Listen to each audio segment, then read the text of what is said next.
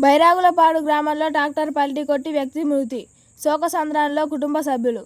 భద్రాద్రి కొత్తగూడెం జిల్లా దుమ్ముగూడెం మండలం బైరాగులపాడు గ్రామానికి చెందిన అంగిరేకల్ రిషికేష్ పొలం పనులు ముగించుకొని ఇంటికి వస్తున్న సమయంలో ప్రధాన రహదారి వద్ద అదుపు తప్పి ట్రాక్టర్ పల్టీ కొట్టి రిషికేష్ మృతి చెందడం జరిగింది. అతనికి వివాహమై గత 3 నెలలు కావడంతో 2 కుటుంబాల్లో విషాదం నెలకొంది. పోలీసులు ఘటన జరిగిన ప్రదేశాన్ని పరిశీలించి కేసు నమోదు చేస్తామని తెలిపారు. చూస్తూనే ఉండండి మరిన్ని వార్తల కోసం మన Prajagonthuka news. Please like, share, comment చేయండి.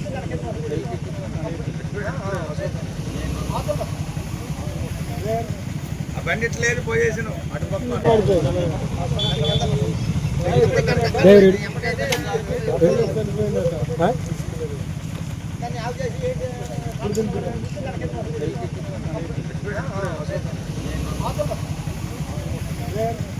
బండిట్లేదు పోయేసిన అటుపక్క